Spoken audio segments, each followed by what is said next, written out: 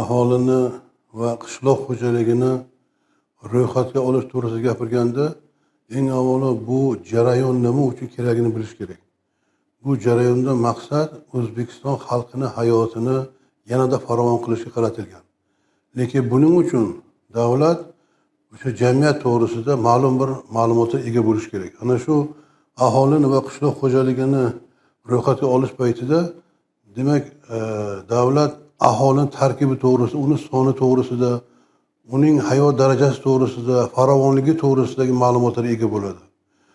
Qishloq xo'jaligi borasida esa mana shu qishloq xo'jaligining holati, uning tarkibi, mana shu aholini qishloq xo'jalik mahsulotini ta'minlashning holati to'g'risida ma'lumotga ega bo'ladi. Demak, mana shu ma'lumotga ega bo'lish keyin davlat siyosatini amalga oshirishga xizmat qiladi. Ya'ni davlat o'zini siyosatini amalga oshirish uchun oldindan bilish kerak. Ya'ni nima deymiz, prognozlashtirish kerak deymiz.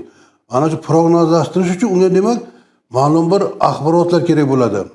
Ana shu axborotlarni demak u qayerdan oladi deganda, mana shu ro'yxatga olish jarayonida mana shu ma'lumotlar zaxirasi shakllanadi. Demak, aholini va qishloq xo'jaligini ro'yxatga olish jarayonida davlatning maqsadi nimadan iborat ekan deganda, davlat o'zini siyosatini amalga oshirish uchun, ya'ni qanaqa siyosat deganda xalqning manfaatini ifodalash, uning hayotini farovon qilish uchun kerak bo'lgan ma'lumotlarni jamlaydi, to'playdi va mana shu ma'lumotlar asosida keyin o'zining siyosatini amalga oshiradi. Endi bu yerda mana yana bir narsaga e'tibor berish kerak. Aholini ro'yxatga olgan paytda uni 3 ta jihatga e'tibor berish kerak. Bu yerda demografik, keyin ijtimoiy va iqtisodiy ma'lumotlarni oladi. Mana bitta shu demografik olib ko'ring. Mana shu demografik ma'lumotga ega bo'lish juda muhim. Misol tarzida aytganda, mana hozir dunyoda Xitoy birinchi o'ringa chiqdi. Barcha ko'rsatkichlar bo'yicha. Nimani hisobida chiqdi u? Xitoy mana shu 1979-yilda faol demografik siyosat yuritdi. Nima degani faol demografik siyosat degani? Faol demografik siyosat degani demak u o'sha oldin vaziyat tahlil qildi, qanaqa holat ekanligini aniqladi va baholadi-yu, siyosat yuritdi. Va mana shu siyosat qarib 35 yil davom etdi. 2015-yilga borib Xitoy siyosati o'zgardi. Ya'ni 1979-yilda ular oila plus 1 bitta bola siyosatga nima qildi, joriy qildi. Keyin 2015-ga kelib oila plus 2 bo'ldi.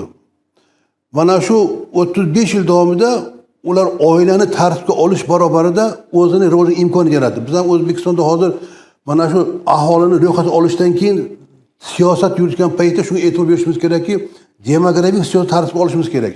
Nima uchun? Mana hozir bizda aholi 38 millionga yetib bordi, to'g'rimi? Lekin O'zbekistonning qishloq xo'jaligining imkoniyati 26 million gektar yer. Qancha aholi boqishi mumkin? Mana shu ma'lumotlar davlat o'rganadi. O'rgangandan keyin ma'lum xulosa chiqaradi. Agar xulosa chiqarib turib demografik siyosat, ya'ni faol demografik siyosat yuritib, aholi turli jarayonni tartibga olsa agar, demak bizlar ham mana bir 10 yilmi, 20 yildan keyin o'zimizni taraqqiyotga erishamiz. Agar biz unga e'tibor bermasak demografik siyosatga, demak hozir oldimizda muammo turibdi, uy-joy yetarli emas, ish o'rni yetarli emas. Orqadan yana yangi ish kuchi o'sib kelyapti. Ko'ryapsizmi? Demak biz buni oldin mana shu orqada shunaqa muammo kelib chiqmasligi uchun oilaviy siyosatda demografik siyosatni ma'lum tartibga olishimiz kerak. Ana shundagina biz bugungi muammolarni hal qilish imkoniyati paydo bo'ladi.